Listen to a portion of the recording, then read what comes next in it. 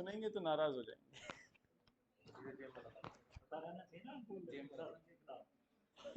प्रशासन के खिलाफ नहीं, उनकी पढ़ा तो उन्होंने भी यही है, लेकिन करते नहीं है। जब सब पता है, आप लोग भी ऐसा ही करोगे जब आप आईएएस बन जाओगे ना, तो जब क्लासरूम में आप स्टडी करते हो या अपने घर बैठ के पढ़ते हो, तब आपकी सबकी सोच ऐसी रहेगी जैसी मेरी है। हाँ, और उसके बाद जब आप लबासना में पहुंच जाओगे ना, वहां जाते ही चेंज हो जाती है। पता नहीं क्या वहां पे कुछ परेशानी है लोगों में, जैसे ही वो लबासना पहुंचते हैं सब बदल जाता है उनका, यही आ जाता है सब। कोई बात नहीं, मैं कर लूंगा सर। देखो यहां वैल्यूज के लेवल पर, जैसे वैल्यूज के लेवल पर क्या है कि बेईमानी एक हमें देखने को मिलती है, भ्रष्टाचार एक तरीका है जो इंस्टीट्यूशनलाइज है अब तो भारत में, और इसीलिए ये एक मूल्य के रूप में परिवर्तित हो गया। मैंने इसे एक वैल्यू के रूप में लिखा है। दूसरी परेशानी क्या है, अभिजात्यवादी या अभिजनवादी मूल्य, इसे कहते हैं इलिटिज्म की थ्योरी। आप देखो कोई आईएएस ऑफिसर आता है, क्या आप आसानी से बात कर सकते हो उसके साथ? जब तक वो कुछ आईएएस ऑफिसर्स के तो ऐसे एग्जाम्पल हैं कि पूरा अमला जब तक उनके ऑफिस के बाहर खड़े होकर उन्हें सैल्यूट ना करे वो खुश नहीं होते, नाराज हो जाते हैं जनरली। जब तक एक सेंटेंस में कम से कम 6 बार सर ना बोला जाए किसी आईएएस ऑफिसर को, तब तक खुश नहीं होता वो, अंदर से वो फीलिंग ही नहीं आती कि वो आईएएस ऑफिसर है। तो इसका मतलब एक जो मूल्य है, ये अभिजात्यवादी ये मूल्य है, ब्रिटिशर्स की जनरली ये देन है। ऐसे में परेशानी कहां देखने को मिलेगी? क्या अगर ऐसा प्रशासन है तो जन कल्याणकारी हो पाएगा, जनता से जुड़ पाएगा? बताइए, जुड़ पाएगा क्या? नहीं जुड़ पाएगा। इसीलिए क्या आसान होता है इस आईएएस ऑफिसर से मिलना या उनसे कोई काम कराना? आसान नहीं होता। ये इसी वजह से है। एक पुरातनवाद, इसे कहते हैं प्रिमिटिव सोच। देखो एग्जांपल देता हूं, इसमें कुछ पुरातनवाद का मतलब यह है कि बनी बनाई परिपाटी पे चलना। अभी भी जो आज का एडमिनिस्ट्रेशन है वो बनी बनाई परिपाटी पे चलता है। जैसे अगर आपको कोई कानून बनाना है या कोई योजना सरकार को बनानी है, तो वो ये देखेगा कि पहले कैसी योजनाएं थी। जैसे एग्जांपल, मान लीजिए किसी मंत्रालय में कोई योजना बनी, तो मंत्री जी लिख देते हैं प्रिंसिपल सेक्रेटरी को या चीफ सेक्रेटरी को कि देखिए इसमें क्या होना है। चीफ सेक्रेटरी अपने छोटे वाले सेक्रेटरी को कहेगा, वो उससे छोटे वाले को कहेगा, वो उससे छोटे वाले, और जो सबसे छोटा वाला होता है वो होता है सेक्शन ऑफिसर। सारी बात सेक्शन ऑफिसर के ऊपर आती है। अब सेक्शन ऑफिसर के कोई किसी अपने ऊपर नहीं लेता, कोई भी हमेशा अपने से छोटे वाले के ऊपर देते हैं। हाँ मैं कर दूंगा।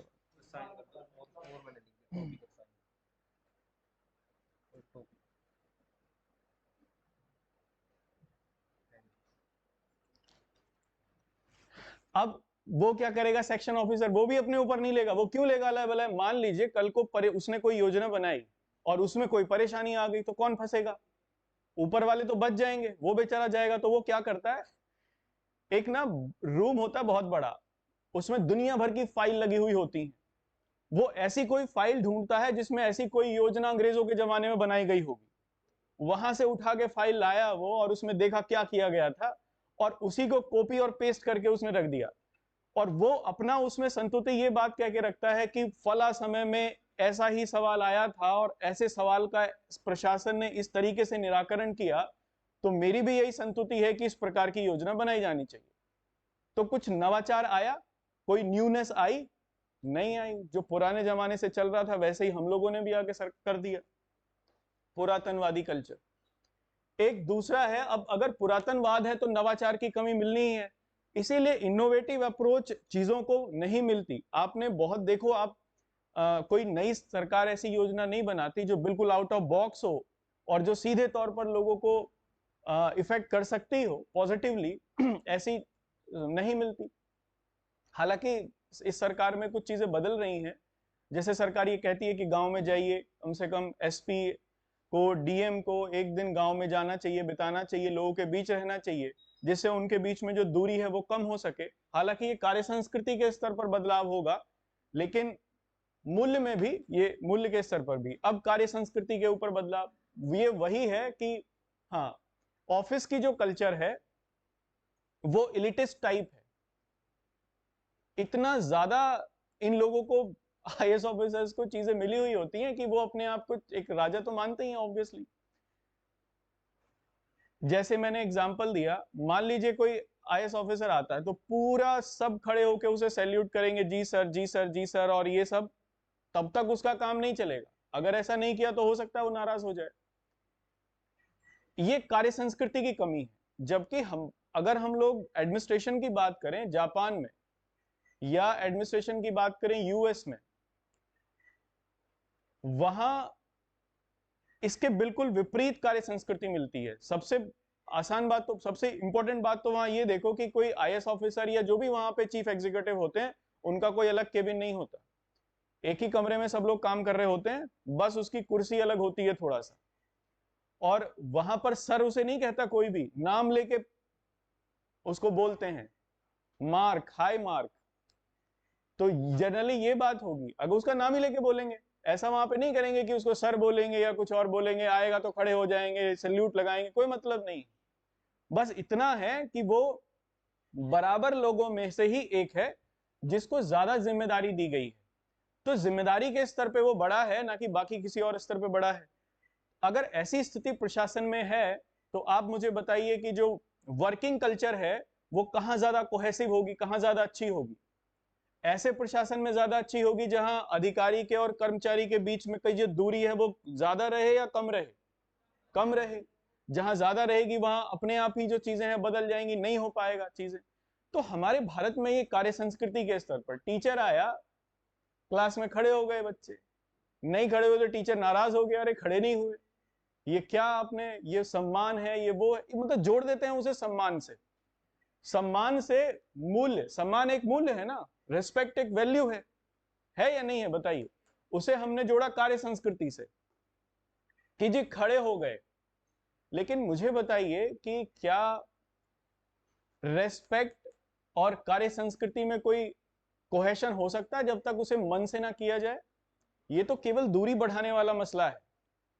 ये अगर टीचर, हमारे यहां देखने को मिलता है आपको क्लासरूम्स में, टीचर के साथ बहुत ज्यादा घुले मिले नहीं होते बच्चे।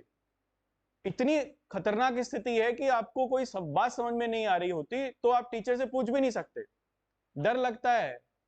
और कुछ टीचर का तो हिसाब किताब ये रहता है, जिन लोगों को आता नहीं ना, वो उस क्लास में आते ही सबसे पहले ऐसा खौफ पैदा कर देते हैं बच्चों में कि वो कुछ पूछे ही ना, क्योंकि पूछ लिया तो फजीयत हो जानी है। तो ऐसी स्थिति बनाते हैं।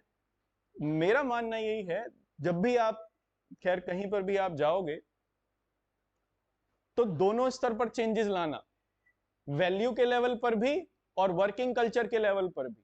वर्किंग कल्चर ऐसी होनी चाहिए जो सब मिलजुल के काम कर सकें, कोई दूरी ना हो किसी के बीच में, एकदम बेबाक आपसे मिल सके लोग, बात कर सके, अपनी समस्या कह सके, सुन सके, तभी चीजें बदलेंगी। अदरवाइज तो आप भी लीट हो जाओगे। अंग्रेजों वाली जो स्थिति है वो यहां भी बन जाएगी, कोई बदलाव नहीं आएगा उससे। चलिए सबसे पहले अब टॉपिक पे आ जाते हैं। देखो मेरे सामने परेशानी यही है कि कोई सवाल आ जाता है ना तो फिर टाइम लग जाता है। देखो अब आपने पूछ लिया और मैं उसको भूल गया मुझे क्या पढ़ाना था।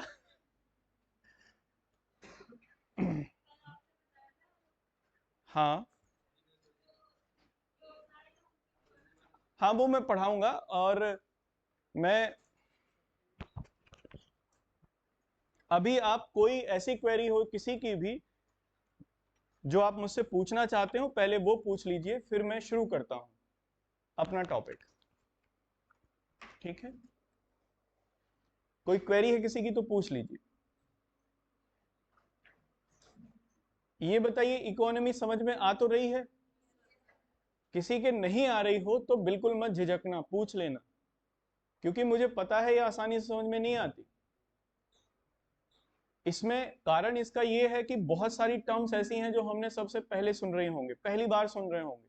जब सुना ही पहली बार है तो उसे ग्रास्प कैसे कर सकते हैं? आसानी से तो नहीं आना। लेकिन पूछना जरूर है आपको, बिना पूछे मत कोशिश करना। हाँ जी, ठीक है। हाँ, साइक्लिक अनएम्प्लॉयमेंट, ठीक।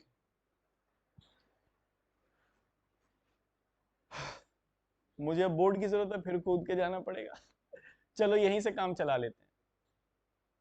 देखो किसी भी इकोनॉमी में हमेशा जो ग्रोथ है वो फ्लैट नहीं होती, हमेशा जिगजैग जिगजैग चल रही होती है। यानी ग्रोथ होगी किसी इकोनॉमी में, फिर मंदी आएगी, फिर उसमें आर्थिक वृद्धि देखी जाएगी, फिर मंदी आएगी। ठीक है, ऐसी स्थिति सभी अर्थव्यवस्थाओं में मिलती है।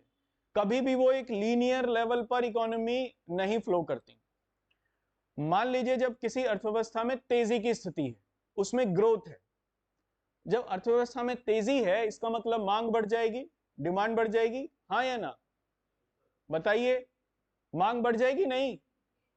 लोगों के, अगर अर्थव्यवस्था में तेजी है, उत्पादन बढ़ रहा है, प्रोडक्शन बढ़ रही है, तो लोगों की आय बढ़ रही होगी नहीं? लोगों की आय बढ़ रही होगी तो मांग बढ़ जाएगी नहीं? अब क्या करेंगे, मांग बढ़ गई तो उसकी आपूर्ति भी करनी पड़ेगी, तो क्या करना पड़ेगा, उत्पादन बढ़ाना पड़ेगा। अगर उत्पादन बढ़ाना है तो एक्स्ट्रा वर्क फोर्स लगानी पड़ेगी काम में। जब एक्स्ट्रा वर्क फोर्स लगेगी तो ऑब्वियसली बात है एम्प्लॉयमेंट जनरेट होगा। इसके बाद अब एक लेवल पर तक पहुंच गई ग्रोथ, फिर उसके बाद उसमें मंदी आनी शुरू होगी। जब कहीं पर भी अर्थव्यवस्था में मंदी की स्थिति देखने को मिलेगी तब क्या होगा, उत्पादन कम होने लगेगा, या समझिए कि जब मंदी की स्थिति होगी तो कहीं से भी मांग में कमी आने लगेगी, डिमांड कम होने लगेगी। मांग में कम आई तो अपने आप ही उत्पादन कम हो जाना है। जब उत्पादन कम हो जाएगा तो लोगों को बाहर निकालना निकालना पड़ेगा उद्योगों से, रोजगार मिलेगा नहीं, या तो जो पहले काम कर रहे हैं उन लोगों को सीजनल जैसा कि रहता है। ठीक है, तो लोगों का अनएम्प्लॉयमेंट जाएगा, मतलब अनएम्प्लॉयमेंट बढ़ेगा, एम्प्लॉयमेंट लोगों का कम होगा वहां पर। इसी को कहते हैं साइक्लिक। जब किसी अर्थव्यवस्था में जब वृद्धि देखी जाए तो एम्प्लॉयमेंट जनरेट होगा, और जब कमी देखी जाए वहां पर तो अनएम्प्लॉयमेंट बढ़ेगा। इसी इसी एक सीजनल को, या इसी एक साइकिल को साइक्लिक अनएम्प्लॉयमेंट कहते हैं, जो एक चक्र के चलने की वजह से अर्थव्यवस्था में देखा जाता है।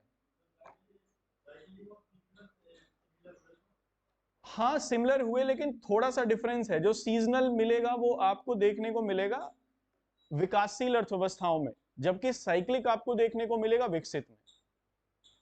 ठीक है, बस इतना अंतर है। मैंने कल बताया था ना कि ग्रोथ और मंदी, वृद्धि और मंदी का जो सबसे ज्यादा असर है वो देखने को मिलेगा आपको पूंजीवादी देशों में। वहां जरा सी अगर ग्रोथ रेट में कमी आती है या वो बढ़ती है तो उसका फर्क पड़ता है सभी के ऊपर। भारत जैसे देशों में अभी, हालांकि अब तो हम भी बहुत काफी मात्रा में पूंजीवादी ही हैं देश 1991 के बाद से, लेकिन फिर भी यहां अभी भी बहुत सारी चीजें हैं जो सरकार करती है। सरकार का हस्तक्षेप काफी है अर्थव्यवस्था में। बजट बनाती है, एक बहुत बड़ा बजट होता है सरकार का, लगभग 25 से 30 लाख करोड़ रुपए के आसपास का बजट होता है सरकार का। तो एक बहुत बड़ा इंटरवेंशन है जो सरकार करती है, केवल प्राइवेट सेक्टर के भरोसे ही नहीं है अर्थव्यवस्था। ठीक है, चलिए और कोई क्वेरी किसी की?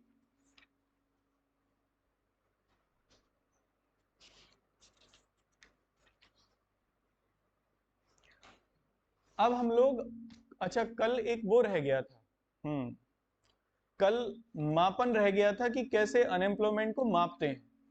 तो आप सबसे पहला इसमें एक हेडिंग डाल लीजिए, भारत में बेरोजगारी, भारत में बेरोजगारी का आधार, भारत में बेरोजगारी का आधार, the basis of unemployment in India, the basis of unemployment in India. ठीक है,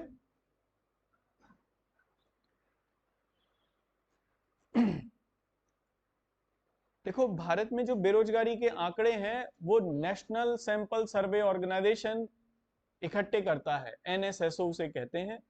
उसकी स्थापना 1950 में हुई थी।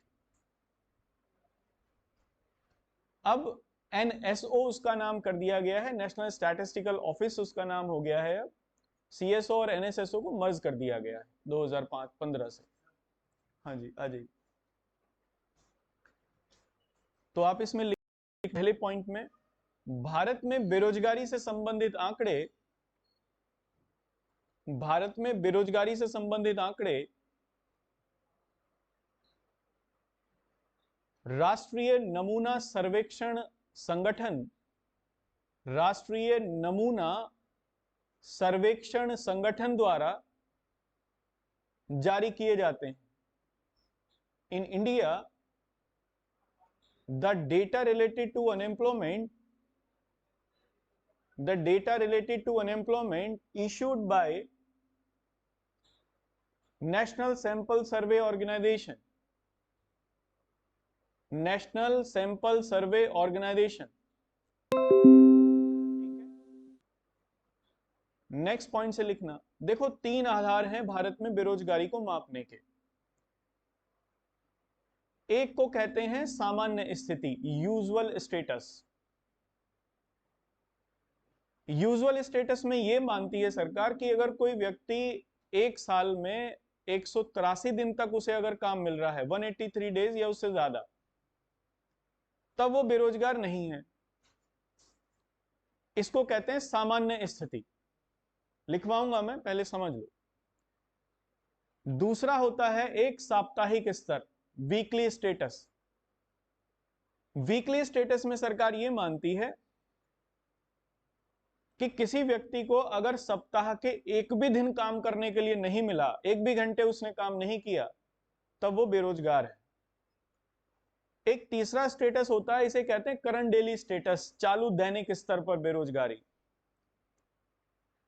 इसमें यह मानते हैं कि मान लीजिए एक हफ्ते में 3 दिन किसी को काम मिला, 4 दिन काम नहीं मिला, इस आधार पर जब बेरोजगारी देखी जाएगी तब उसको चालू दैनिक स्तर पर बेरोजगारी कहते हैं। बेरोजगार ही है वो व्यक्ति भी, अगर एक हफ्ते में 3 दिन काम मिला, 4 दिन नहीं मिला, तब उसको भी हम लोग बेरोजगार ही कहेंगे, लेकिन उसे बेरोजगार कहेंगे चालू दैनिक स्तर पर, करेंट डेली स्टेटस पर अनएम्प्लॉयमेंट। ठीक है, ये 3 परिभाषाएं हैं। इनमें से भारत सरकार 2 को मानती है। एक तो यूजुअल स्टेटस, इस समय बेरोजगारी मापने के लिए यूज किया जाता है कि 183 दिन या उससे कम किसको रोजगार मिला है देख लिया जाए। और एक दूसरा करंट डेली स्टेटस, एक वीक में कितने दिन किसी को रोजगार मिल पाया, एक ये देख लिया जाए। अगर 3 दिन से कम मिल रहा है तो फिर वो बेरोजगार है। आई बात समझ में? बेरोजगारी मापने के लिए ये 2 ही पैमाने हैं भारत में, पूछा गया है एग्जाम में, तो लिख लीजिए। भारत में बेरोजगारी मापन की 3 अवधारणाएं हैं। बेरोजगारी मापन की 3 अवधारणाएं हैं। There are 3 concepts to measure unemployment, to measure unemployment in India. पहला लिखना सामान्य स्थिति, यूजुअल स्टेटस कहते हैं इसे। यूजुअल स्टेटस, यूएस के नाम से भी लिख सकते हैं, यूजुअल स्टेटस या सामान्य स्थिति, इसमें लिख लीजिए। इसके अंतर्गत दीर्घकालिक बेरोजगारी देखी जाती है। दीर्घकालिक बेरोजगारी देखी जाती है। Under it the long term unemployment, the long term unemployment is being considered. अर्थात यदि कोई व्यक्ति वर्ष में 183 दिन, वर्ष में 183 दिन से कम रोजगार प्राप्त करता है, 183 दिन से कम रोजगार प्राप्त करता है, तब उसे इस बेरोजगारी के अंतर्गत रखा जाता है। इस बेरोजगारी के अंतर्गत रखा जाता है। When a person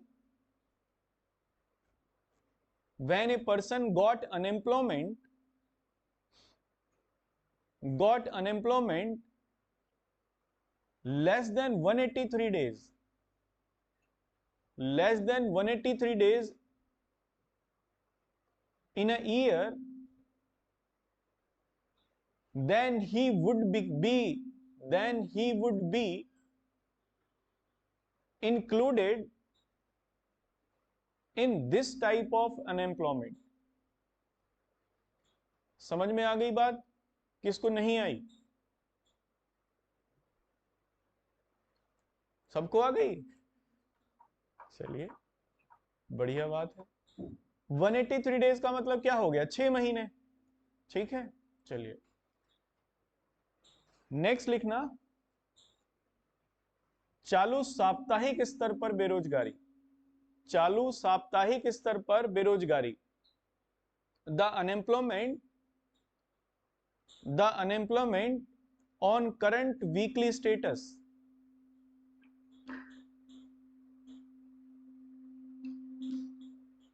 on current weekly status, ठीक है, CWS कहते हैं इसे। इसमें लिख लीजिए,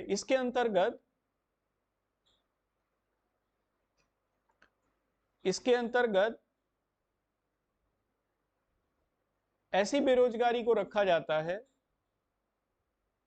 ऐसी बेरोजगारी को रखा जाता है जिसमें सप्ताह में एक भी घंटे कार्य ना मिल पाए, एक भी घंटे कार्य ना मिल पाए। Under this unemployment there would be no work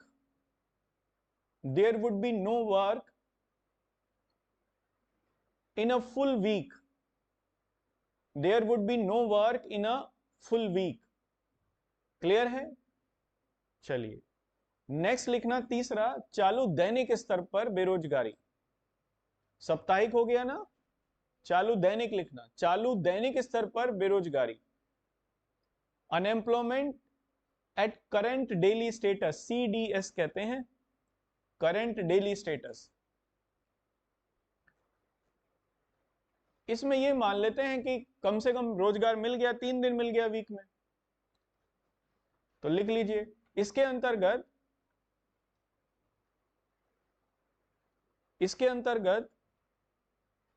व्यक्ति को सप्ताह में मिले रोजगार को मापा जाता है। सप्ताह में मिले या सप्ताह के स्तर पर मिले रोजगार को मापा जाता है। In this level the employment measure at weekly level, अर्थात कम से कम सप्ताह में 3 दिन का कार्य अवश्य मिला हो, 3 दिन का कार्य अवश्य मिला हो। It means that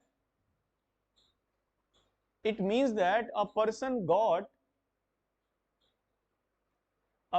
got at least 3 days of work, in a week। ठीक है, भारत सरकार इनमें से 2 स्तरों को लेती है, एक चालू दैनिक स्तर और एक यूजुअल स्टेटस। ठीक है, एक नोट करके लिख लीजिए यहां पर, भारत सरकार उपरोक्त में से बेरोजगारी मापने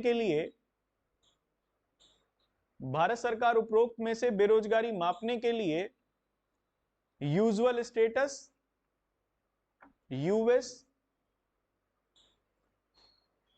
तथा चालू दैनिक स्तर या चालू दैनिक स्थिति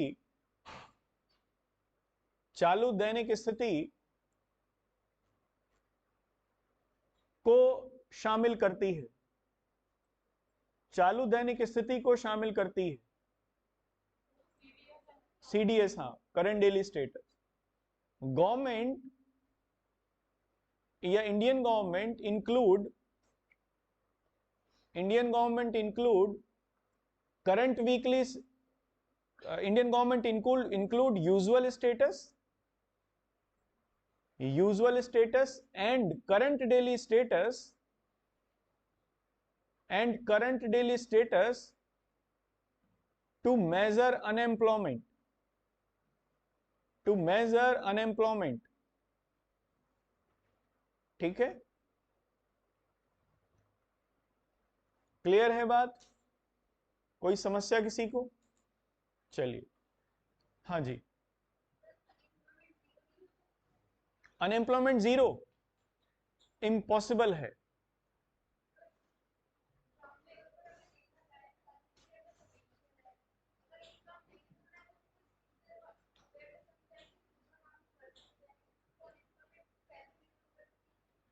देखो, सामान्य तौर पर यह देखा जाता है कि अनएम्प्लॉयमेंट हर व्यवस्था में बनी ही रहती है, इसे एकदम से जीरो नहीं किया जा सकता। हाँ, लेकिन यह है कि अगर अनएम्प्लॉयमेंट 2% तक है, 2 से 3% तक, तो वो समस्या वाली बात नहीं है। लेकिन जब अनएम्प्लॉयमेंट इससे ज्यादा बढ़ जाए तब समस्या वाली बात है। अगर अनएम्प्लॉयमेंट एक लेवल तक है समाज में, इसका मतलब यह है कि उस समाज, और वो पॉजिटिव अनएम्प्लॉयमेंट की बात कर रहा हूं मैं, ऐसा नहीं कि कोई काम नहीं करना चाहता, वो वॉलेंटरी अनएम्प्लॉयमेंट नहीं, इनवॉलेंटरी अनएम्प्लॉयमेंट, तब समाज में प्रतिस्पर्धा का जो मूल्य है वो बढ़ेगा, कंपटीशन बढ़ेगा समाज में, अगर अनएम्प्लॉयमेंट ज्यादा है तो। और ऐसे में गुणवत्ता बढ़ेगी, और ऐसे में समाज में एक नई संस्कृति, एक नई नवाचारी संस्कृति का जन्म होगा। मान लीजिए मुझे पता है कि मुझे 18 साल का होने के बाद या 20 साल का होने के बाद वो नौकरी मिल ही जाएगी, तो मैं क्यों मेहनत करूंगा इतनी? इसलिए जहां कहीं भी एक लेवल पर अनएम्प्लॉयमेंट रहता है, वहां प्रतिस्पर्धा का मूल्य बना रहता है, और यह एक सकारात्मक मूल्य है। ठीक है, इस समय मैं आपको फिर कभी मुझे आप याद दिलाना, मैं बता दूंगा। अभी लेबर ऑर्गेनाइजेशन के डेटा आए थे, भारत में 2020 में जो अनएम्प्लॉयमेंट का लेवल था वो करीब 6.7% या 7% के आसपास था, जो कि एक काफी ज्यादा माना गया है। ठीक है जी। CWS को एक करंट वीकली स्टेटस है, एक करंट डेली स्टेटस है। वीकली स्टेटस में तो ये माना जाएगा कि उसे पूरे वीक में कुछ काम नहीं मिला करने के लिए। डेली स्टेटस में ये माना जाएगा कि कम से कम वीक में कुछ दिन काम मिल गया, 3 दिन कम से कम। अगर 3 दिन मिल गया है उसे, तीन दिन या उससे ज्यादा, तो फिर ये मानेंगे कि वो रोजगार परक व्यक्ति है, तो बेरोजगार माना जाएगा। यूजुअल स्टेटस में इसीलिए 183 डेज माना गया था। मान लीजिए अगर वो सप्ताह में कम से कम 3 दिन मिल रहा है, तभी उसका मतलब 183 दिन उसके साल भर में पूरे हो जाएंगे, है ना?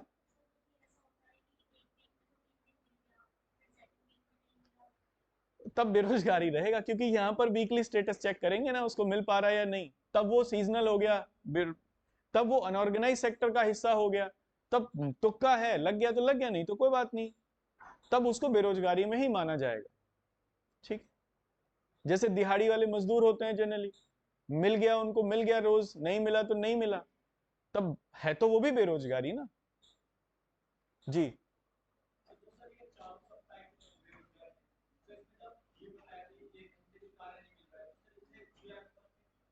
ए? जीरो नहीं, जीरो एम्प्लॉयमेंट, देखो जीरो एम्प्लॉयमेंट से मतलब नहीं है। तब ये मानेंगे कि मान लीजिए अगर किसी व्यक्ति को पूरे सप्ताह में काम नहीं मिला करने के लिए, तब ये मानेंगे कि वो बेरोजगार है, बात खत्म हो गई। ठीक है, ऐसा नहीं है कि उसको 1 घंटे मिल गया, 2 घंटे मिल गया, 1 2 दिन मिल गया। वीकली स्टेटस पर हम लोग जब देखते हैं उसको, तो यही देखते हैं कि पूरे सप्ताह में उसे कोई काम करने के लिए मिला या नहीं मिला। ये केवल मॉडल है बेरोजगारी को चेक करने के लिए। अगर मान लो स्ट्रिक्टली आपको देखना हो, स्ट्रिक्टली ही कहीं देश में जाना हो, वीकली स्टेटस ले लीजिए, बेरोजगारी इधर बढ़ जाएगी, बढ़ जाएगी नहीं बढ़ जाएगी। और डेली स्टेटस पे देख लीजिए, बेरोजगारी इधर घट जाएगी। मान लो 3 दिन किसी को मिल गया काम, बाकी के 4 दिन तो नहीं मिला, लेकिन 3 दिन अगर मिल गया, सरकार क्या करेगी? सरकार मान लेगी ये व्यक्ति तो रोजगार परक है, तो बेरोजगारी कम हो गई नहीं। दिमाग पे जोर डालिए, ये परिभाषाएं जो बनाई गई हैं, ये ऑटोमेटिकली अर्थशास्त्रियों ने बनाई, लेकिन ये सरकार के ऊपर निर्भर करता है कि उसको कौन सी यूज करनी है।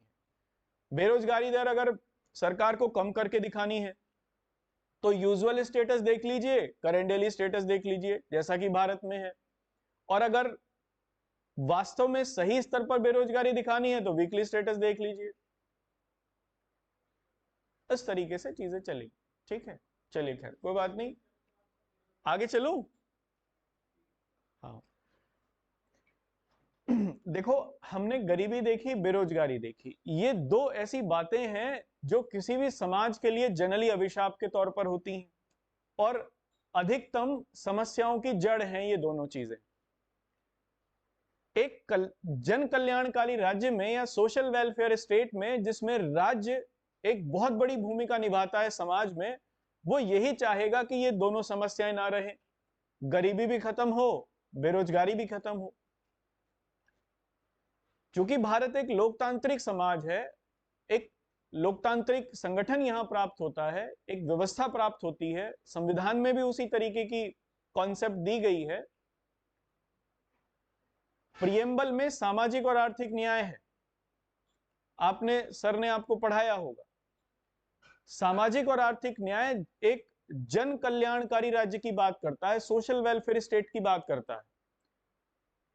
इसका मतलब राज्य क्या करेगा, वो ऐसी नीतियां बनाएगा जिससे लोगों का कल्याण हो सके। लोगों का कल्याण माने कि गरीबी, भूखमरी, बेरोजगारी, वंचन जिसको कहते हैं डेप्रिविएशन, किसी भी चीज का ना होना किसी व्यक्ति के पास, इन सबको कम किया जाए समाज में से। अगर कोई राज्य ऐसा कर रहा है तो वो जन कल्याणकारी राज्य है, नहीं है? बताइए। Directive principle of state policy में, डीपीएसपी में साफ तौर पर इन्हीं बातों को बताया गया है, 39 से लेकर 44, 45 तक। सरकार इसीलिए इस प्रकार की योजनाएं बनाती है, इनको दूर करने के लिए, जिससे समाज में राजनीतिक और आर्थिक लोकतंत्र भारत में लेके आया जा सके। अब हम गवर्नमेंट स्कीम्स को पढ़ेंगे, उन सभी, क्योंकि सभी स्कीम, सभी जो सरकारी योजनाएं हैं वो जन कल्याणकारी होती हैं, तो सभी योजनाओं को पढ़ेंगे। ठीक है, कोशिश ये करेंगे कि उनको 2-3 सेक्टर में मैं डिवाइड कर लूंगा, जैसे ग्रामीण विकास से संबंधित, या ऐसा कर लेंगे पहले रोजगार वाली देख लेंगे, एम्प्लॉयमेंट जनरेशन वाली कौन कौन सी हैं, फिर ये देख लेंगे कि सामाजिक सुरक्षा से संबंधित कौन कौन सी हैं, एक में ये देख लेंगे कि स्किल डेवलपमेंट से रिलेटेड कौन कौन सी सरकार की योजनाएं हैं। जैसे एग्जांपल समझिए, मान लीजिए अगर कोई व्यक्ति स्किल्ड है तो उसको रोजगार दिलाना आसान है या नहीं? रोजगार प्राप्त करना उसके लिए आसान है। तो अगर बेरोजगारी को घटाना हो तो क्या किया जाए? 2 प्रोंग्ड स्ट्रेटेजी होनी चाहिए। एक तो सरकार नॉन स्किल्ड लोगों को रोजगार दे, स्किल तो समझ रहे हो ना, कौशल, अकुशल लोगों को रोजगार दे। तो सरकार ऐसा करती है मनरेगा के माध्यम से। अकुशल रोजगार प्राप्त होता है, नहीं होता? बताइए। एक फिर सरकार क्या करे कि जो कुशल लोग हैं उनके लिए रोजगार प्राप्ति की बात करे, या लोगों को में स्किल्ड को बढ़ाए, लोगों को स्किलफुल बनाए और उसके बाद उनको रोजगार करने के लिए, चाहे तो अपना रोजगार शुरू करने के लिए या बाकी किसी और तरीके से प्रोत्साहित करे। तो अगर इन दोनों लेवल पर सरकार काम करती है तो बेरोजगारी दर को नियंत्रित किया जा सकता है या नहीं?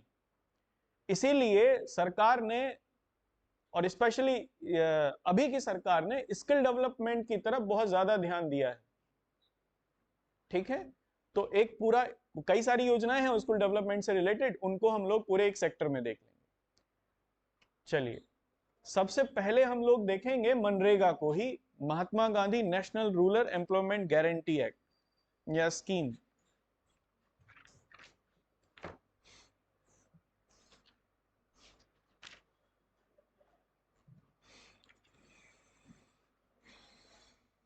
तो आप सबसे पहले मनरेगा ही लिख लीजिए, Mahatma Gandhi National Rural Employment Guarantee Act, MNREGA.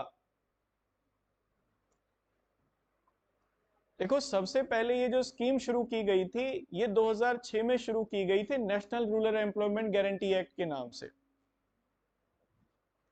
और बाद में 2009 में इसका नाम फिर चेंज करके बेटा कल जो आप आएंगे ना, कल यहाँ नहीं आएंगे, सिर्फ यूनिवर्सिटी के में एड्रेस भी आपको डाल दूंगा, आईटी एड्रेस भी डाल दूंगा, हिस्ट्री डिपार्टमेंट है, इतिहास विभाग, नोट कर लीजिए, भगवान बुद्ध भवन इतिहास विभाग, भगवान बुद्ध भवन इतिहास विभाग, ठीक है। ये है कहाँ, जैसे यूनिवर्सिटी के में पूछेंगे इस साइड को चलेंगे, तो पहले तो ऑडिटोरियम आएगा, ऑडिटोरियम के जस्ट आगे ग्राउंड्स आया, जस्ट आगे हिस्ट्री डिपार्टमेंट, मतलब वो ये दूर पड़ता है और नजदीक पड़ेगा।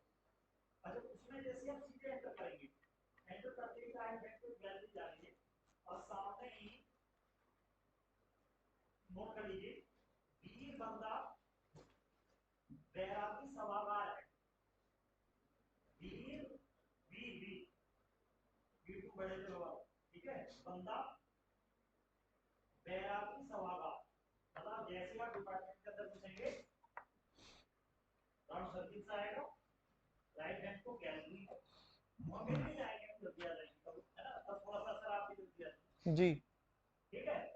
उसमें आपको जाना है, बिल्कुल बढ़िया सादा बेसिक बेसिक सा बिल्कुल करा दीजिए, ठीक है।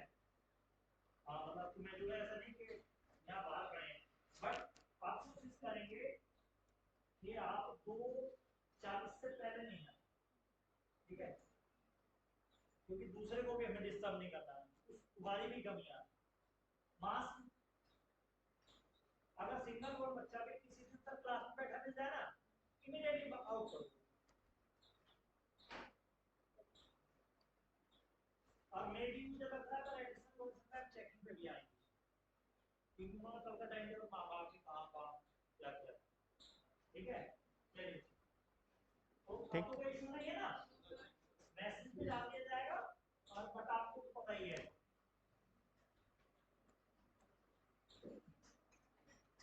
चलिए शुरू करते हैं। देखो, बाद में 2009 में इसका नाम चेंज किया गया। सबसे खास बात इसमें यह रही, ये दुनिया का अपने तरीके का सबसे बड़ा एम्प्लॉयमेंट जनरेशन का प्रोग्राम है। ऐसी कोई योजना पूरे विश्व में देखने को नहीं मिली, और इसने ये सफल भी रही है बहुत हद तक। दुनिया में सबसे ज्यादा एम्प्लॉयमेंट जनरेट करने में ये योजना सफल रही है। ये माना जाता है कुछ अर्थशास्त्रियों का कि भारत में जो बेरोजगारी की दर में कमी आई है, उसमें इस योजना का, गरीबी और बेरोजगारी की दर में इस योजना का काफी योगदान है, ठीक है। इसमें एक दूसरी योजनाओं से अलग इसलिए है क्योंकि ये एक एक्ट बना के इसको इंप्लीमेंट किया गया था। इसका मतलब ये एक परमानेंट योजना है, इसे समाप्त नहीं किया जा सकता। मान लीजिए कोई योजना अगर कानून के थ्रू बना के की गई है, विधि के थ्रू की गई है, तब वो परमानेंट होगी, टेम्पोररी नहीं होगी। सरकार की इसमें बाध्यता है। हाल फिलहाल में कोविड के समय में, और जब प्रवास बहुत ज्यादा देखा गया, माइग्रेशन बहुत ज्यादा देखा गया, माइग्रेशन, काउंटर माइग्रेशन, प्रवास उत्प्रवास की स्थिति देखी गई, तब सरकार ने मनरेगा में ही फंडिंग बढ़ाई गई थी। जो आत्मनिर्भर भारत कार्यक्रम था सरकार का, उसमें मनरेगा के थ्रू सरकार ने फंडिंग बढ़ाई गई और रोजगार जो है वो उत्पन्न किए गए थे। तो इसमें आप पहला पॉइंट लिख लीजिए, यह ग्रामीण स्तर पर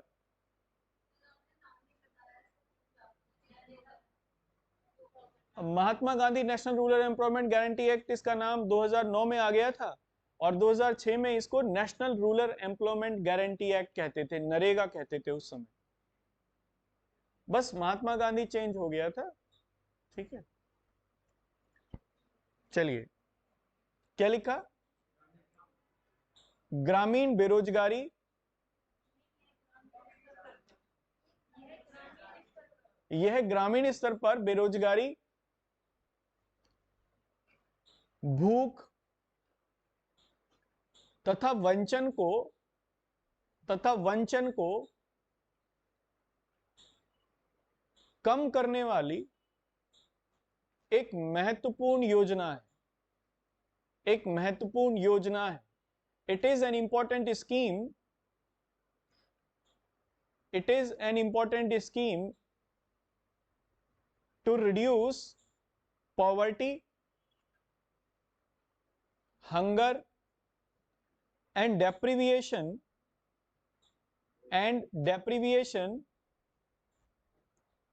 in rural areas, ठीक है। देखो अभी हाल फिलहाल में तमिलनाडु ने 2 दिन पहले ही तमिलनाडु ने शहरी स्तर पर भी ऐसी योजना शुरू की है। National Rural Employment Guarantee act जैसी योजना उन्होंने शहरी स्तर पर भी चालू की है। ये करंट का सवाल हो सकता है, लेकिन आप याद रखना तमिलनाडु गवर्नमेंट ने की है। तो ये इसी योजना की एक सफलता थी कि तमिलनाडु सरकार ने भी इसको न केवल ग्रामीण बल्कि शहरी स्तर पर भी उसे लागू किया है, क्योंकि बेरोजगारी तो शहरी स्तर पर भी देखने को मिलती है। अगले पॉइंट से लिखना, इस योजना की शुरुआत 2 फरवरी 2006 को आंध्र प्रदेश के वंदनपल्ली गांव का नाम है ये, वंदनपल्ली नामक गांव से हुई। This scheme was started on 2nd Feb 2006 from Vandanpalli village of Andhra Pradesh. ठीक है।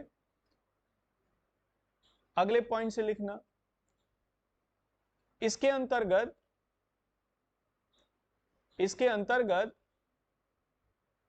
प्रत्येक एनरोल्ड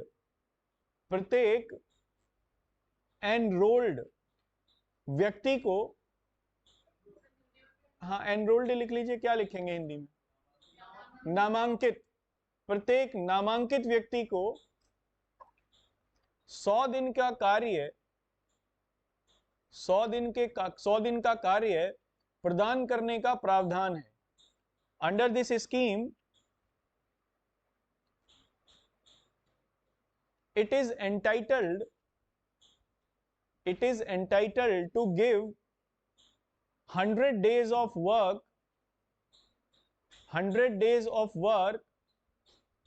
for enrolled person, ठीक है। नेक्स्ट पॉइंट से लिखना, 2009 से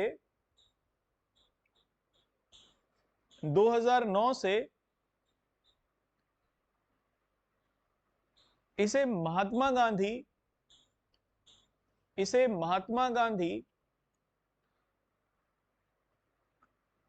राष्ट्रीय ग्रामीण रोजगार योजना के नाम से जाना जाता है। It is known as Mahatma Gandhi National Rural Employment Guarantee Act या scheme Mahatma Gandhi National Rural Employment Guarantee Scheme from 2009। इस समय यह भारत के सभी जिलों में कार्यरत है या लागू है। Now it is activated in all districts of India,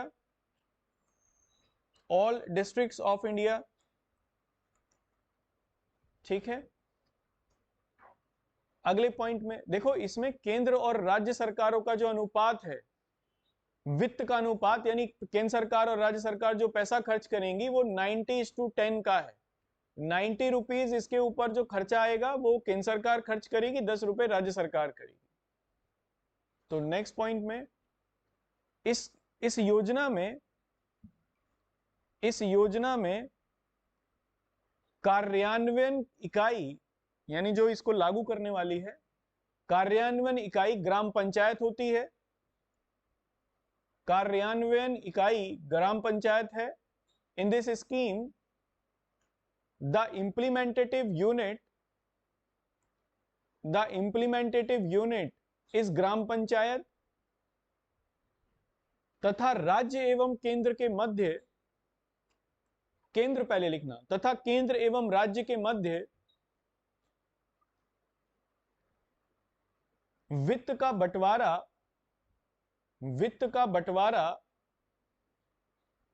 90:10 90:10 के अनुपात में, 90:10 के अनुपात में, एंड द फाइनेंशियल ऑब्लिगेशन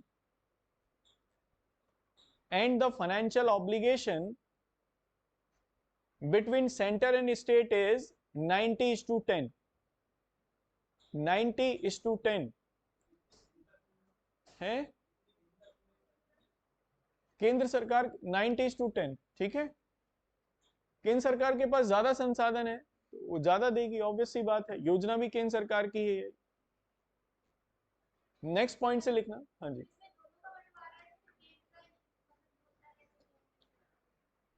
केंद्र की योजना इसलिए है क्योंकि ये अधिनियम बना के की गई है और केंद्र सरकार ने ही कानून, संसद ने ही बनाया था वो एक्ट, तो फ्लैगशिप जो प्रोग्राम है ये केंद्र सरकार का ही है।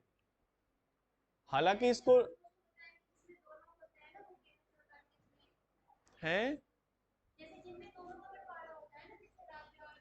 राज्य और केंद्र के बीच में 90 और 10 रुपए का बंटवारा है। अगर मान लीजिए इस योजना में 100 रुपए खर्च किए जा रहे हैं तो 90 रुपए उसके लिए केंद्र देगा, 10 रुपए राज्य देगा।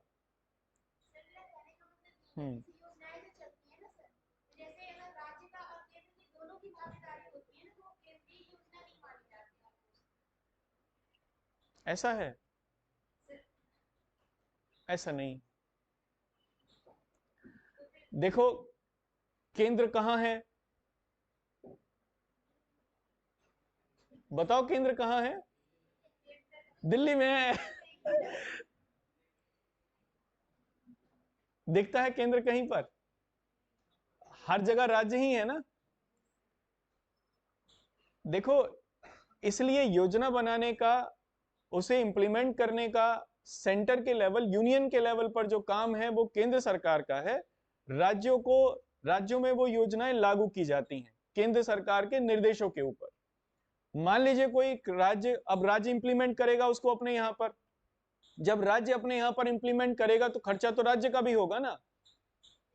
तो इसलिए कुछ योजनाओं में, जैसे ज्यादातर योजनाओं में जो केंद्र राज्य का खर्चा होता है वो 60:40 मिलेगा आपको ज्यादातर देखने के लिए, 60 और 40 का अनुपात देखने को मिलेगा जो केंद्र सरकार की योजनाएं होंगी उनमें।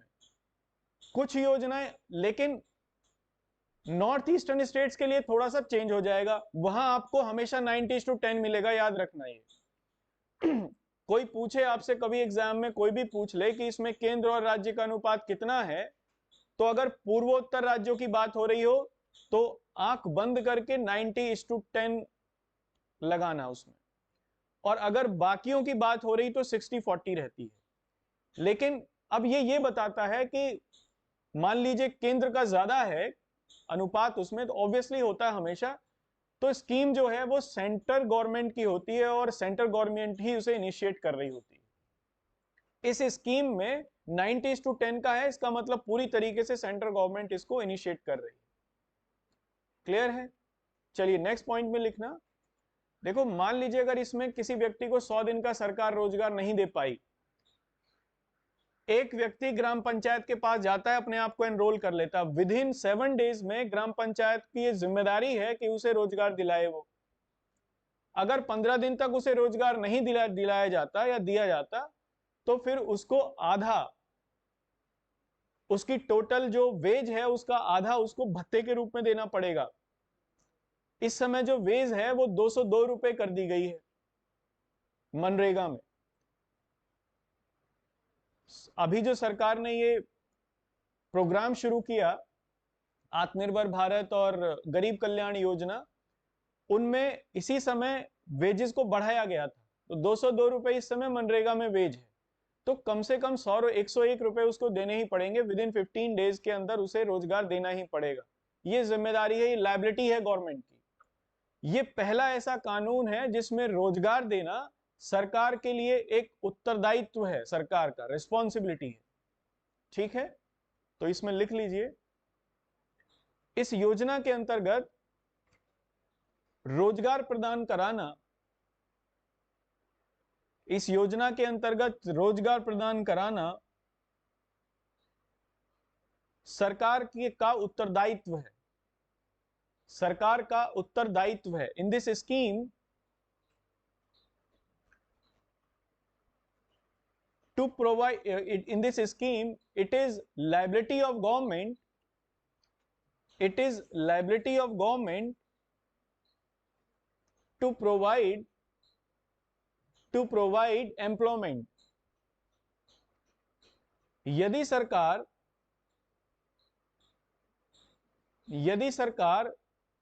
कार्य की मांग के पश्चात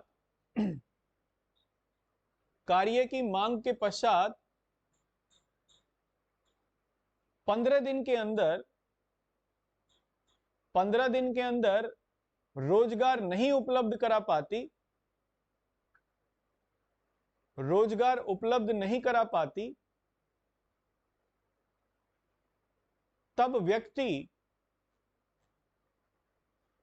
तब व्यक्ति बेरोजगारी भत्ता प्राप्त करने का अधिकारी होता है। In the situation when government could not provide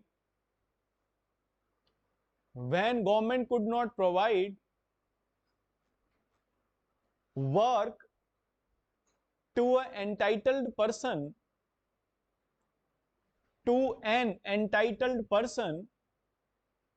within 15 days, then that person would be liable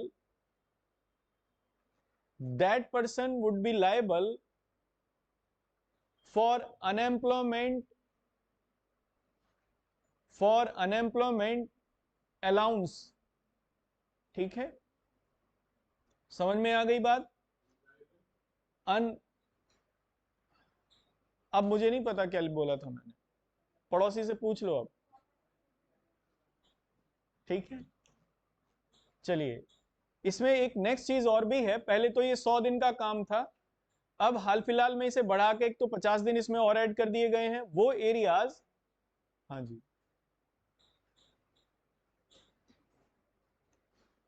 थोड़ा जल्दी आ गए आप।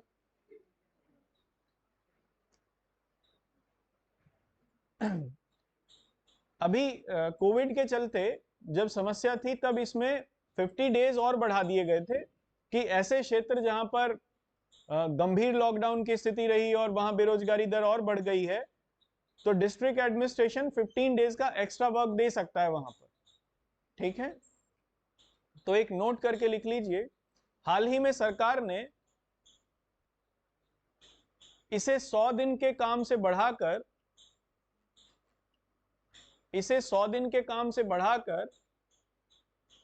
150 दिन कर दिया है, 150 दिन कर दिया गया है। Recently government increase it to 150 days from 100 days. ठीक है, इसी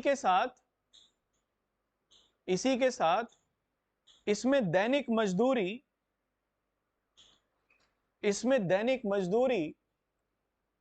को भी बढ़ाकर 202 रुपए प्रतिदिन, दैनिक मजदूरी को भी बढ़ाकर 202 रुपए प्रतिदिन कर दिया गया है। And also the daily veg in it has been increased to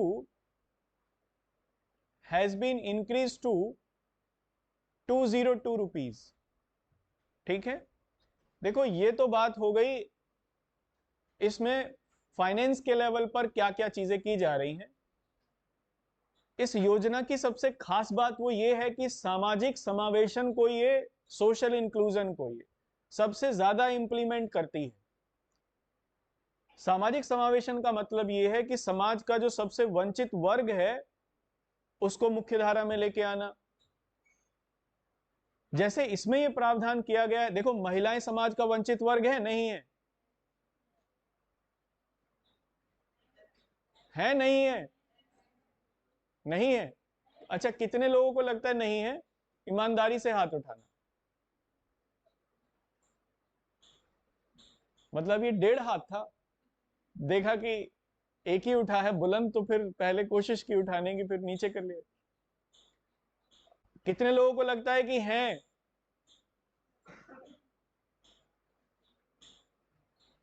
जनसंख्या है इसमें, महिलाओं की ही ज्यादा है, पुरुष उठाने के लिए तैयार नहीं है हाथ। ना तो वो ये कहने की स्थिति में है कि हाँ, और ना ही ये कहने की स्थिति में कि ना। मनोदशा बड़ी भयंकर है पुरुषों की तो। अरे वंचित वर्ग ही तो है।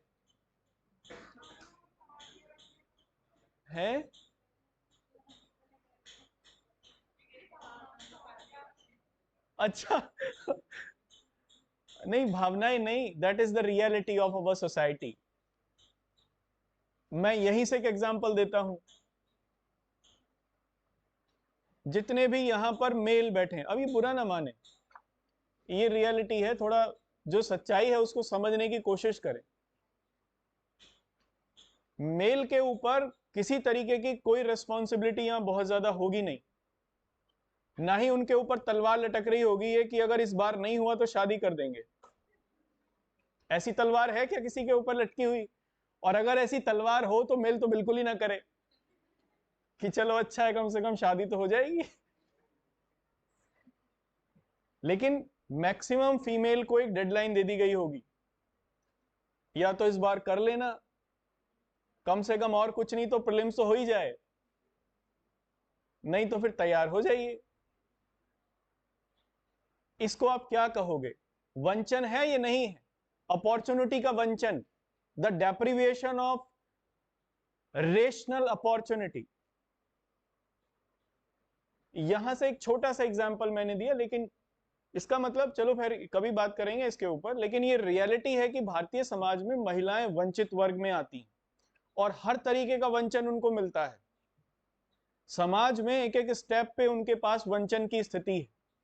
इसलिए इस योजना में यह प्रावधान किया गया कि 1/3 जो कार्य है वो महिलाओं को ही दिया जाएगा। महिलाओं को ही इसमें 1/3 कार्य का प्रावधान किया गया है। इसलिए ये सामाजिक स्तर पर महिलाओं की स्थिति को बढ़ाने के लिए भी ये एक बहुत अच्छा कार्यक्रम है, एक बहुत इंपॉर्टेंट स्कीम है। सामाजिक समावेशन की जो स्थिति है ये उसको बढ़ाती है, सोशल इंक्लूजन। जब भी आपको सामाजिक समावेशन के लिए किसी योजना का नाम लिखना हो तो धूमधाम से मनरेगा लिखिए, ठीक है? तो लिख लीजिए अगले पॉइंट में, यह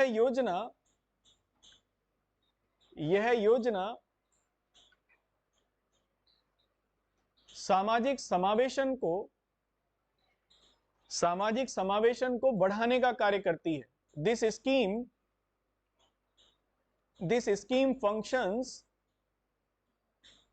functions to improve social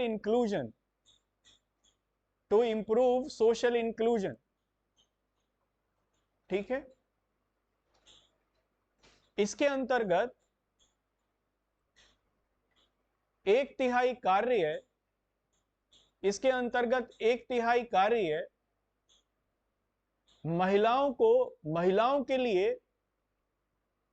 महिलाओं के लिए आरक्षित करने का प्रावधान है।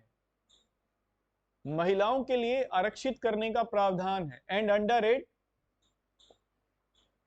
The 1/3 job would be provided to female, ठीक है? और SC ST के लिए भी इसी तरीके का प्रावधान है। 33% SC का होगा, 33% ही ST का भी होगा, 33-37% उनके लिए भी प्रावधान है, क्योंकि समाज के वो भी वंचित वर्ग में आते हैं। तो कंटिन्यूएशन में इसी के साथ अनुसूचित जाति, हाँ लिखना है, इसी के साथ अनुसूचित जाति तथा अनुसूचित जनजाति के लिए भी इसी प्रकार का प्रावधान है, इसी प्रकार का प्रावधान है। And also the same provision for SC and ST। ठीक है, एक कमेटी बनाई गई थी इससे रिलेटेड, मिहिर शाह कमेटी। तो मिहिर शाह समिति इसी से संबंधित है, ये नोट में लिख लीजिए। कभी कभी वो क्या करेगा, प्रीलिम्स में कमेटी दे देगा और आपसे पूछेगा कि मैच करिए। ठीक है, तो नेक्स्ट इसमें लिख लीजिए मिहिर शाह समिति। मिहिर शाह समिति इसी से संबंधित है। Mihir Shah committee is related with MNREGA.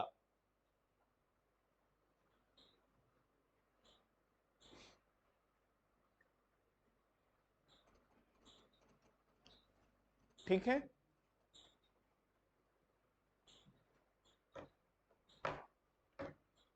एक पॉइंट इसमें और रह गया। देखो जनरली इसमें होता क्या था कि जो काम होता था वो ऐसे कामों को इसमें जोड़ा गया ग्राम पंचायत के स्तर पर जो स्थिर आधार संरचनाओं का निर्माण कर सकते हो, जैसे गांवों में तालाब, सड़कें या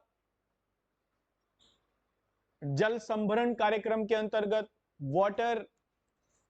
वाटर हार्वेस्टिंग जो कार्यक्रम है, प्रोग्राम्स हैं, उनके अंतर्गत जैसे पिट खोद दिया, गड्ढा खोद दिया एक, और बरसात का पानी उसमें इकट्ठा कर लिया, जिससे जो एक्वाफिट्स हैं जमीन के अंदर के वो फिर से भर जाएं। स्थायी संरचनाओं के निर्माण की तरफ इसमें ध्यान दिया गया। इसलिए मनरेगा को यह माना गया कि ये ग्रामीण अर्थव्यवस्था में एक बदलाव भी लेके आएगी। मान लीजिए अगर किसी गांव में सड़क बन जाए और पक्की सड़क बन जाए, या वहां पर तालाब बन जाए, एक पक्का तालाब बन जाए जिसमें बरसात में पानी स्टोर कर लिया जाए, तो क्या ये गांव की अर्थव्यवस्था में वृद्धि नहीं लेके आ जाएगा? जब मान लीजिए सूखे की स्थिति है, चलो हमारे यहाँ तो नहीं है लेकिन दक्षिण भारत में या मध्य भारत में ऐसी स्थिति बनती है, वहां पर वाटर स्टोर कर लेते हैं, बाद में उसी को सिंचाई के लिए यूज करते हैं। तो इससे यह होगा कि इरिगेशन की जो स्थिति है वो सुधर जाएगी देश में, और ग्रामीण स्तर पर उत्पादन बढ़ जाएगा। तो इसलिए मनरेगा को न केवल रोजगार का एक कार्यक्रम माना गया, बल्कि ग्रामीण क्षेत्रों में आर्थिक विकास की कुंजी भी माना गया है। ठीक है, क्यों? क्योंकि ये स्थायी आधार संरचनाओं का निर्माण करते हैं। तो इसमें एक बात और लिख लीजिए, ये चूंकि मनरेगा के अंतर्गत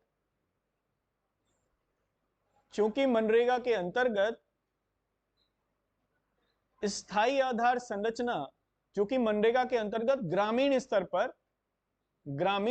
पर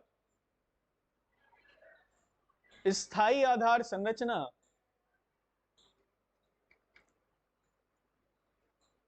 के निर्माण को बढ़ावा दिया गया है,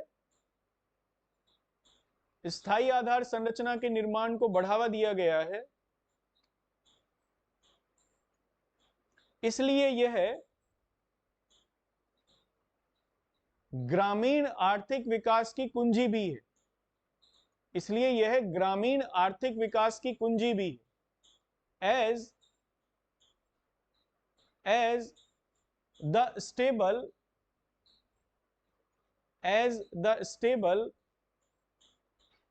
structures has been formed in Manrega, so it is considered that it is the key of economic development, so it is the key of rural economic development, ऐसा लिखिए।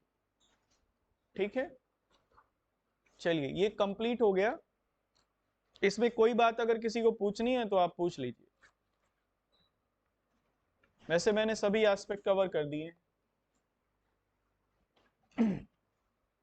चलिए अब नेक्स्ट लिखते हैं, ये रोजगार कार्यक्रम ही, अब पहले रोजगार कार्यक्रम ही देख लेते हैं। तो मनरेगा सबसे पहले देख लिया, इसके बाद एक और स्कीम चलाई गई है, अभी चलाई तो पहले भी गई थी वो, लेकिन उसका नाम थोड़ा सा चेंज कर दिया है। स्कीम का नाम लिखिए national rural livelihood mission.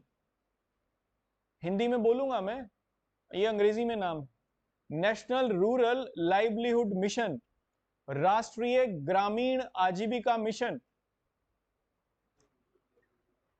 National rural livelihood mission, ये राष्ट्रीय ग्रामीण आजीविका मिशन। क्लियर है? देखो, जो इसमें आजीविका लाइवलीहुड की बात की गई है, तो लाइवलीहुड का मतलब है कि किसी व्यक्ति को सक्षम बनाना अपनी आजीविका को कमाने से के लिए, यानी उस व्यक्ति को ये कह सकते हैं कि स्किल्ड बनाया जाए। स्किल्ड बना के, या किसी व्यक्ति में, देखो हर किसी में कोई ना कोई स्किल तो होती ही है, होती है नहीं होती बताइए? या ऐसा भी है कि किसी व्यक्ति में कोई स्किल ही ना हो? ऐसा नहीं होता। बस ये है कि किसी में किसी तरीके की ज्यादा होती है, किसी में किसी तरीके की ज्यादा होती है। कुछ लोगों में नकारात्मक स्किल ज्यादा होती है, कुछ लोगों में सकारात्मक ज्यादा होती है, कह सकते हैं। खैर चलिए, स्किल होती हैं, बस करना कितना है, उनको शार्पन करने की जरूरत है। तो सरकार ये कहती है कि स्किल को शार्पन करिए, उनको फाइनेंशियल असिस्टेंस दीजिए, और वो लोग अपना रोजगार स्वयं चला सकते हैं, अपना रोजगार स्वयं उत्पन्न कर सकते हैं। इसी कॉन्सेप्ट के साथ ये स्कीम शुरू की गई, नेशनल रूरल लाइवलीहुड मिशन, और बाद में इसका नाम भी चेंज किया गया है शायद अभी, इसे दीनदयाल अंत्योदय योजना इसके आगे और जोड़ दिया गया है। मैं बोल दूंगा, आप घबराइए मत। DAY इसमें और जोड़ दिया गया है, दीनदयाल अंत्योदय योजना, नेशनल रूरल लाइवलीहुड मिशन, और डैश करके DAY। तो आपने NRLM लिख लिया है, तो उसके आगे DAY और लिख लीजिए, दीनदयाल उपाध्याय अंत्योदय योजना, राष्ट्रीय ग्रामीण आजीविका मिशन, और डैश करके आगे दीनदयाल उपाध्याय अंत्योदय योजना।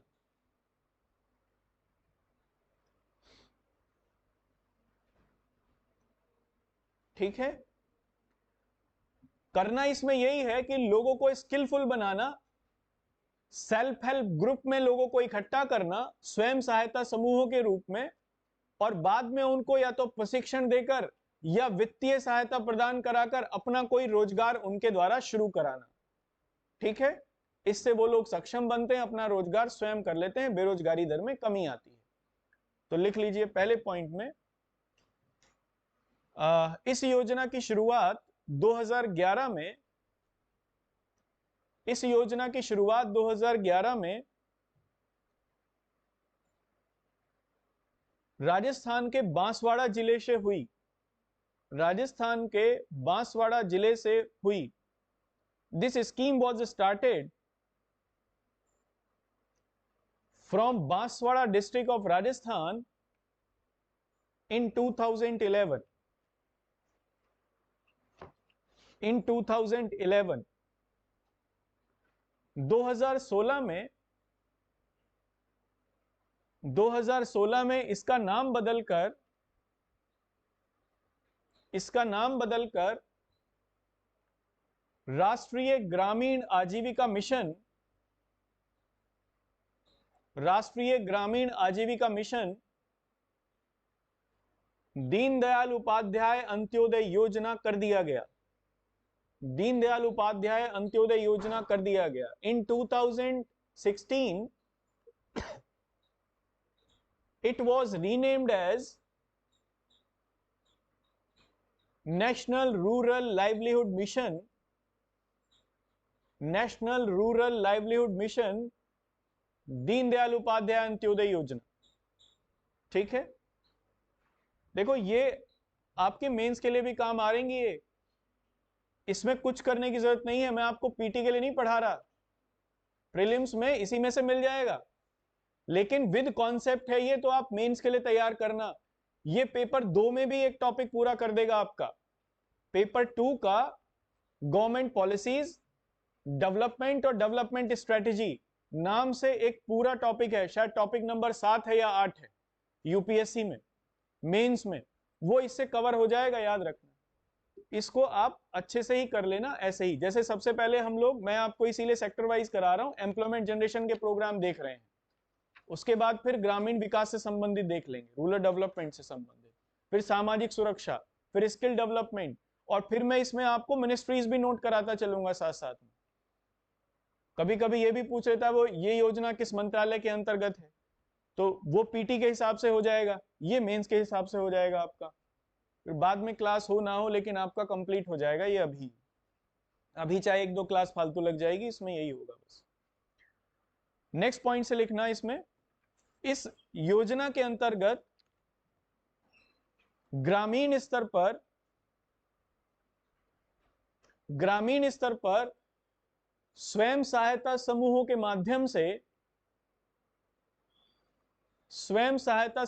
माध्यम से स्वरोजगार उपलब्ध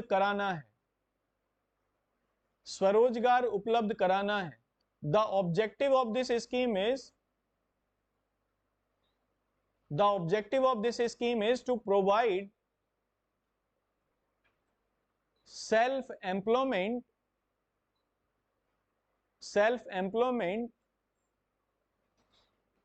by the help of self-help groups, या by the formation of, लिखिए, by the formation of self-help group, SHGs कहते हैं इन्हें, पेपर 2 में है ये आपके लिए, SHGs, NGOs, उसमें टॉपिक है ये, आप पढ़ोगे वहां पर। देखो सेल्फ हेल्प ग्रुप होता क्या है, कम से कम 4 या उससे ज्यादा लोगों का ऐसा समूह जो आपस में एक लक्ष्य की प्राप्ति, आपस में आत्मनिर्भर बनने के लिए एक समूह के रूप में इकट्ठा होते हैं और कोई आर्थिक कार्य में अपने आप को इन्वॉल्व कर लेते हैं, किसी भी आर्थिक इकोनॉमिक फंक्शन में वो लोग इन्वॉल्व हो जाते हैं, उसे सेल्फ हेल्प ग्रुप कहते हैं। मान लीजिए मैं कोई छोटा मोटा काम जानता हूं, कोई स्किल मेरे अंदर है, बाकी और लोगों में भी कोई ना कोई स्किल है, हम 4 से ज्यादा लोग इकट्ठा हुए, एक सेल्फ हेल्प ग्रुप बनाया, सरकार में हमने रजिस्ट्रेशन कराया, और सरकार हम देखेगी कि हम क्या कर सकते हैं, उसके बाद हमें फाइनेंशियल सपोर्ट उपलब्ध कराएगी बैंक से या किसी और माध्यम से, और फिर हम अपना काम शुरू करते हैं। तो 4 लोगों को रोजगार मिल गया, यही है सेल्फ हेल्प ग्रुप की concept. National rural livelihood mission इसी को प्रोवाइड कराता है, बाद में आगे चलकर इसी में स्किल और जुड़ जाएगी। देखो योजनाओं में कोई अंतर नहीं है, सब एक दूसरे से जुड़ी हुई हैं। नेशनल स्किल डेवलपमेंट प्रोग्राम में क्या किया जाएगा कि ऐसे ही सेल्फ हेल्प ग्रुप को सरकार स्किलफुल और बना देगी। अभी तो ये स्किलफुल नहीं है, अभी तो ये सेल्फ स्किल्ड है, अपने आप ही कुछ आता है। मान लीजिए नहीं आता हो तो क्या करे, तो स्किल डेवलपमेंट प्रोग्राम जो सरकार का है वो ऐसे सेल्फ हेल्प ग्रुप को स्किल्ड बनाने का काम भी करती है, स्किल बनाएगी और फिर इनको फाइनेंस प्रोवाइड कराएगी बैंक से या किसी और फाइनेंशियल इंस्टीट्यूशन से, और ये अपना काम शुरू कर सकते हैं। क्लियर है? जैसे महिलाएं बहुत अच्छा कार्य कर रही हैं, अगरबत्ती बनाना, अचार बनाना, कुछ और छोटे मोटे काम, मसाले बनाना, और बहुत छोटे छोटे काम जो घरों में ही हो सकते हैं 4-5 लोगों के द्वारा मिलकर, उनको सीमित स्तर पर ही कर रही हैं। इसमें बहुत ज्यादा इनपुट की भी जरूरत नहीं होती और वो आत्मनिर्भर भी बन रही हैं अपने मामले में। यही इस योजना का मूल उद्देश्य है। क्लियर हो गई बात? चलिए नेक्स्ट पॉइंट में लिखना, क्या लिखा था, सेंटेंस बोलना जरा। ठीक है, अब इसमें एक बात रखी गई है कि कम से कम, देखो इसमें यह रखा गया कि जो बीपीएल फैमिली है, सरकार का ऑब्जेक्टिव यह है कि हर बीपीएल फैमिली को इस योजना के अंतर्गत इंक्लूड कर लिया जाए। बिलो पॉवर्टी लाइन जो भी फैमिली है उसको इसमें इंक्लूड करना सरकार का लक्ष्य है। हालांकि 2020 तक का वो लक्ष्य था, तो इसमें यह किया जाता है कि किसी जगह पर अगर कोई बीपीएल फैमिली है उससे हर एक व्यक्ति को लिया जाना चाहिए, कम से कम एक बीपीएल फैमिली से एक व्यक्ति को लेकर, और गांव में जितनी भी बीपीएल फैमिली हैं सबको मिला के सेल्फ हेल्प ग्रुप बनाया जाना है, और फिर सरकार उनको रोजगार प्रोवाइड कराती है। इसका मतलब क्या है, ये एक अपवर्ड थ्योरी इसमें काम करती है, यानी समाज के सबसे निचले स्तर पर काम करने का काम कर रही है योजना, या नहीं? समाज का जो सबसे गरीब तबका है उसको ये ऊपर उठाने का काम कर रही है गरीबी रेखा से ऊपर। इसको कहते हैं अपवार्ड अप्रोच, नीचे से ऊपर की तरफ अधोगमन सरकार की नीतियों का। थोड़ा सा कठिन है ये समझना, लेकिन नई बात है इसीलिए कठिन लग रही होगी आपको, आगे नई नहीं लगेगी ये। आगे सरकार की अप्रोचेस भी हैं, डाउनवार्ड अप्रोच भी आएगी और अपवार्ड अप्रोच भी आएगी। तो ये अपवार्ड अप्रोच है, कुछ डाउनवार्ड अप्रोचेस भी हैं, ठीक है। जैसे MP LAD scheme, local area development fund होता है एमपीज का, एमएलए का नहीं होता। एमपीज एमएलए को पैसा मिलता है अपने एरिया को डेवलपमेंट करने का, उसमें निर्णय कौन करता है? एमपी एमएलए ना, कहां विकास करना है। तो कैसा मॉडल हो गया वो? डाउनवर्ड, ऊपर से नीचे की तरफ जाएगा। एमपी निर्धारित करेगा कहां विकास करना है, कितना करना है। यहां पर खुद सेल्फ हेल्प ग्रुप निर्धारित करता है कि उनको क्या करना है। इसीलिए ये डाउनवर्ड, ये अपवर्ड थ्योरी है, नीचे से ऊपर की तरफ है। ये कुछ गवर्नमेंट की थ्योरीज हैं, सिद्धांत हैं, मैं फिर चर्चा कर लेंगे इसकी। नेक्स्ट पॉइंट में लिखना, इस योजना के अंतर्गत भी सामाजिक समावेशन को आधार बनाया गया है। In this scheme also the social inclusion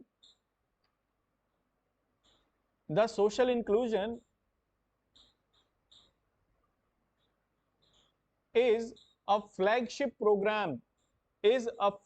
program। इसके अंतर्गत अनुसूचित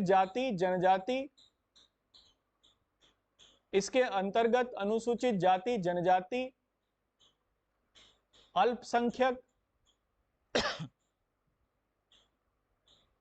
विकलांग तथा महिलाओं पर विशेष रूप से ध्यान केंद्रित किया गया है। Under this scheme government gave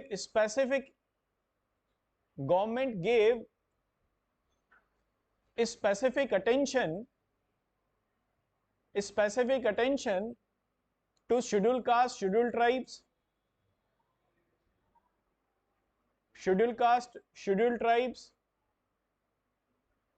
women,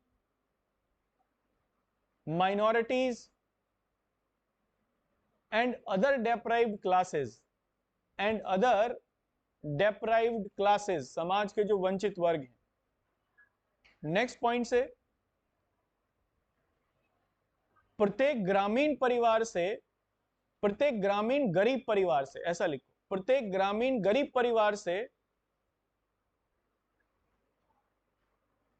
एक महिला को चुनकर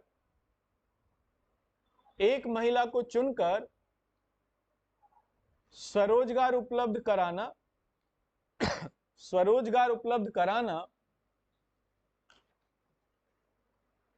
तथा प्रत्येक बीपीएल फैमिली को या बीपीएल परिवार को इस योजना में शामिल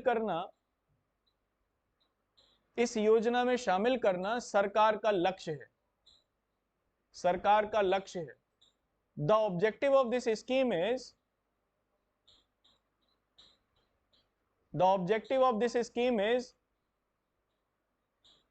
took a female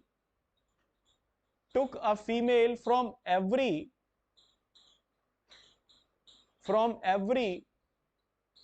BPL family and also cover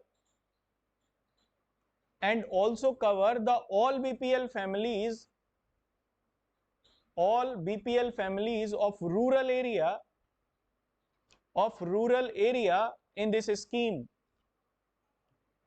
scheme। ठीक है, ये कंप्लीट हो गया। एक इसी के कंपोनेंट के रूप में 2010 में महिला किसान सशक्तिकरण योजना और शुरू की गई थी। अच्छा, कितने लोगों को लगता है कि महिला किसान नहीं होते, मतलब महिला किसान नहीं होती हैं? महिला किसान होती है नहीं होती? होती हैं। महिला किसान सशक्तिकरण योजना को इसी से जोड़ दिया गया था 2010 में। एक इसी से जोड़ दिया गया था, इसी के एक बाई प्रोडक्ट के रूप में उसे शुरू किया गया था। तो एक यहां पर नोट कर लीजिए, महिला किसान सशक्तिकरण योजना, ये यूपीएससी में पूछा गया है 2016-17 में शायद। महिला किसान सशक्तिकरण योजना आईएएस में। महिला किसान सशक्तिकरण योजना इसी योजना के एक भाग के रूप में, इसी योजना के एक भाग के रूप में महिला किसान सशक्तिकरण स्कीम, अंग्रेजी में लिख लीजिए, महिला किसान सशक्तिकरण scheme is a part of it, जो कि 2010-11 में शुरू की गई, which was started in 2010 and 11। Clear है? ये दोनों बातें समझ में आ गई। ये आपकी दो योजनाएं कंप्लीट हो गई हैं। कोई क्वेरी हो तो आप मुझसे पूछ लीजिए।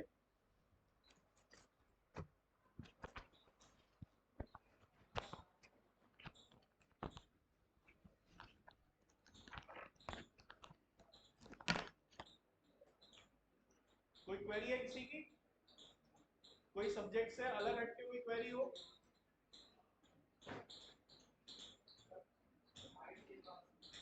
है? समझ में नहीं आया?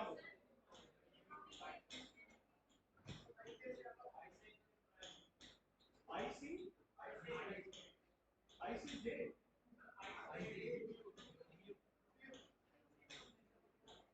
भाई यहाँ आओ, सब बताओ। मुझे अभी भी समझ में नहीं आया।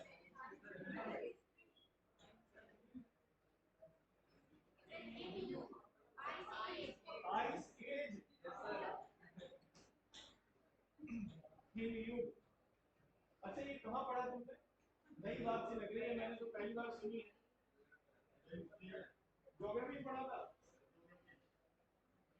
ज्योग्राफी में पढ़ा? भाई मैंने तो नहीं पढ़ा। ठीक है, कुछ और पूछ लो जो मैंने पढ़ा।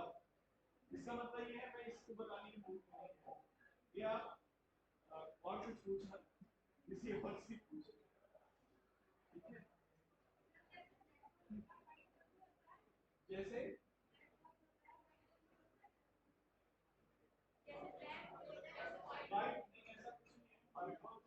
Black hole. देखो, एक न्यूट्रॉन तारा जिसे पल्सेटिंग स्टार भी कहते हैं, अगर किसी तारे का मास सन के मास का 1.34 टाइम्स ज्यादा है, तब तो वो बन जाएगा ब्लैक होल। और अगर सन के मास के बराबर है, 1.34 है या उसके बराबर है, तब वो न्यूट्रॉन स्टार बन जाता है, पल्सेटिंग स्टार उसे कहते हैं। तो बस इतना ही होता है। उस पल्सेटिंग स्टार को कोई कह सकता है व्हाइट होल, उसे ड्वार्फ, व्हाइट ड्वार्फ को कहते हैं, व्हाइट होल नहीं होता। हाँ, वो व्हाइट ड्वार्फ होगा, व्हाइट होल नहीं होगा, क्योंकि उसमें कोई चीज समाती नहीं है, जनरली उसका मैग्नेटिक फील्ड उसका भी ज्यादा होता है। ठीक है, वो व्हाइट ड्वार्फ होगा।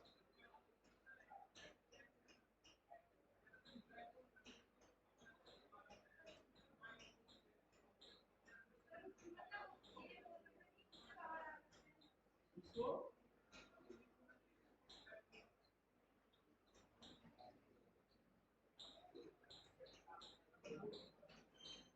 वो वही आता हूँ।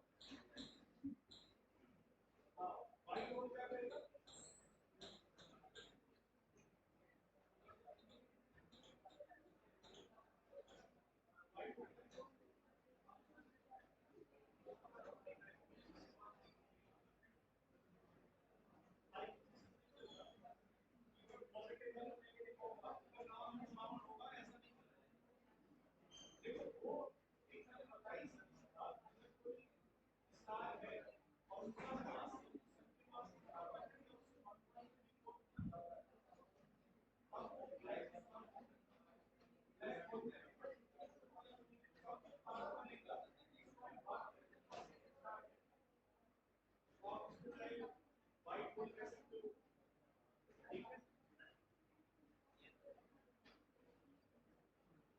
इसमें महिला किसानों को प्रोत्साहन देने की योजना है।